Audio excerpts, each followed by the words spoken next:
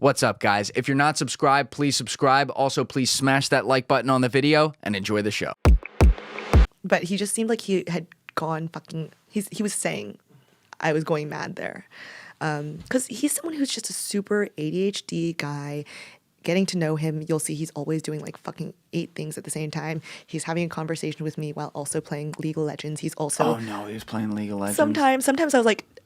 There's Sam, a I'm girl. here. There's a girl in your fucking study right now, and you're playing fucking League of Legends. You want to try to get lucky, buddy? Come know. on. I'm like, come on, Sam. Pay attention to me. But Did his parents ever come in?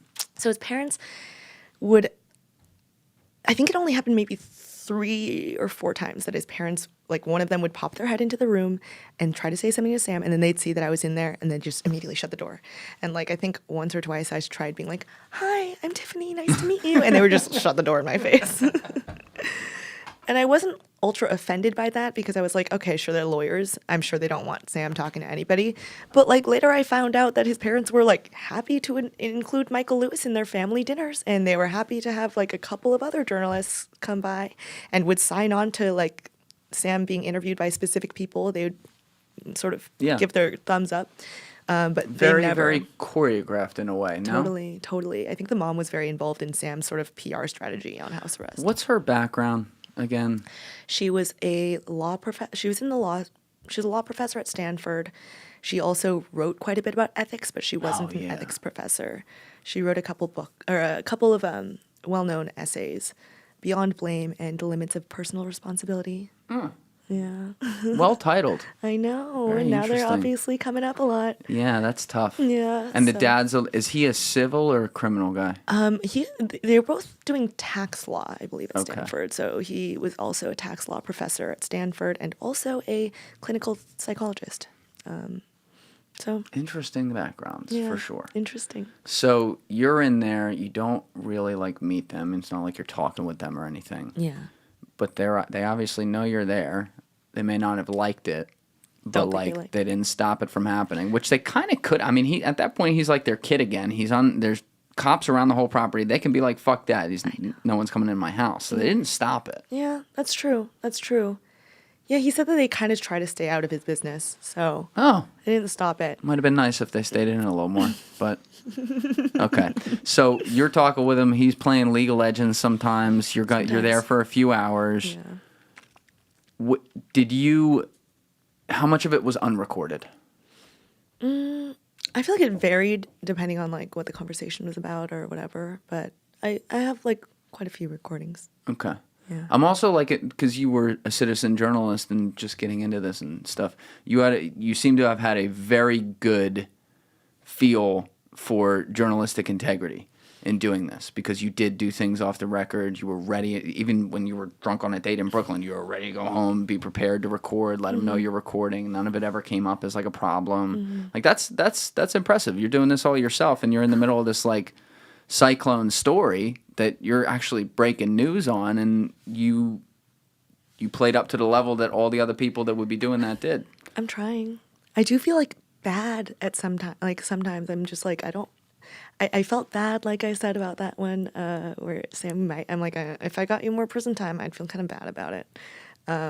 So yeah, but I've been trying to navigate how to talk about all these things. It's like even talking about the trial, I'm like, it seemed clear to me that Sam was guilty, but also I feel bad talking about him in a really negative way, but also I think he's fucking guilty. So I don't know. It's all been kind of hard. Yeah, when you were interviewing the people outside we'll get to the trial, but when you were doing that and like they're saying, so he's going to prison for life, for like like in the camera, I'm like, oh my God.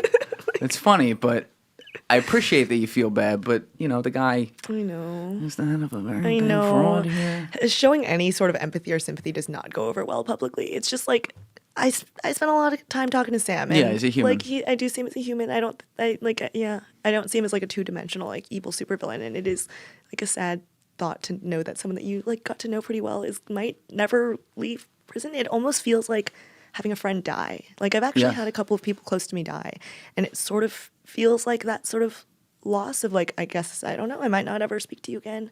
Every once in a while I like think of something that I might want to text Sam, and I'm like, I guess I can never do that again. It's ominous. A friend of mine, Tyree Wallace, is in prison life without parole right now.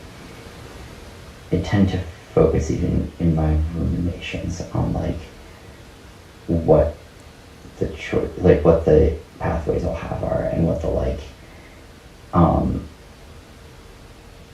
my ruminations are half ruminations, half daydreams, and they always have some component of like ways that I can make things,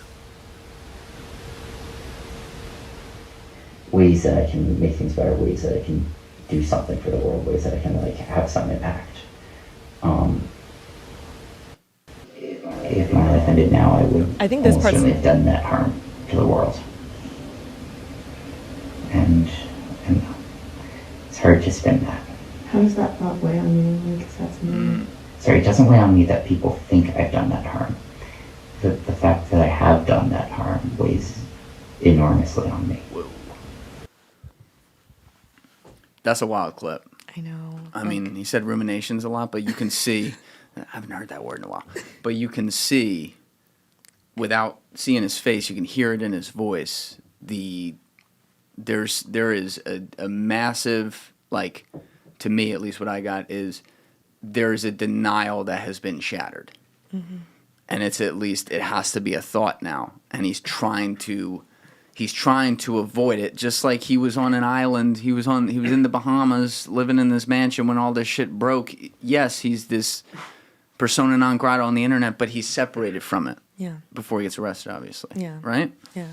Thank you for watching the video, guys. Please hit that subscribe button and check out this clip's full podcast episode by clicking here or in the description below.